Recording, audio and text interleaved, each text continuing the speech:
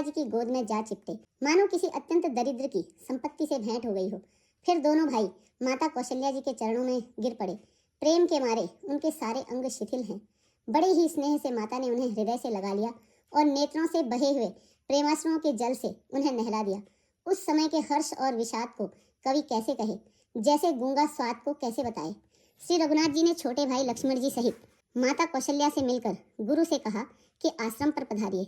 तदंतर मुनीश्वर वशिष्ठ जी की आज्ञा पाकर अयोध्यावासी सब लोग जल और थल का सुविधा देख देख कर उतर गए। ब्राह्मण, मंत्री, माताएं और गुरु आदि गिने चुने लोगों को साथ लिए हुए भरत जी, लक्ष्मण जी और श्री रघुनाथ जी पवित्र आश्रम को चले। सीता जी आकर मुनिश्रेष्ठ वशिष्ठ जी के चरणों लगी और उन्होंने मन मांगी उचित आशीष पाई। फिर मुनियों की स्त्रियों सहित गुरु पत्नी अरुंधति जी से मिली। उनका जितना प्रेम था वह कहा नहीं जाता। सीता जी ने सभी के चरणों की अलग अलग वंदना करके अपने हृदय को अनुकूल लगने वाले आशीर्वाद पाए। जब सुकुमारी सीता जी ने सब सासुओं को देखा तब उन्होंने सहम कर आंखें बंद कर लीं। सासुओं की बुरी दशा देखकर उन्हें ऐसा प्रतीत हुआ मानो राजहंसिनियां बधिक के वश में पड़ गई हों। वह मन में सोचने लगी कि कुचाली विधाता ने क्या कर डाला। उन्होंने भी सीता जी को देखकर बड़ा दुख पाया। सोचा जो कुछ दैव सहावे वह सब सहना ही पड़ता है। तब जानकी जी हृदय में धीरज धरकर नील कमल के समान नेत्रों में जल भरकर सब सासुओं से जाकर मिली। उस समय पृथ्वी पर करुण रस छा गया।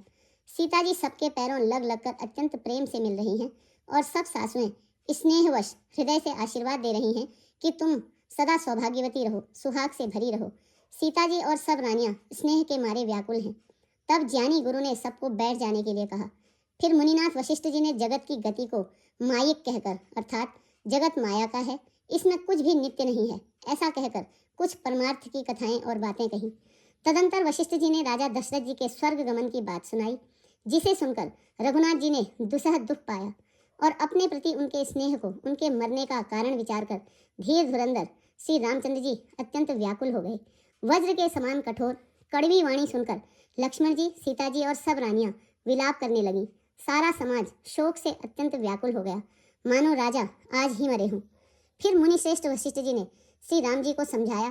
तब उन्होंने समाज सहित श्रेष्ठ नदी मंदाकिनी में स्नान किया। उस दिन प्रभु श्री रामचंद्र जी ने निर्जल व्रत किया। मुनि वशिष्ठ जी के कहने पर भी किसी ने जल ग्रहण नहीं किया।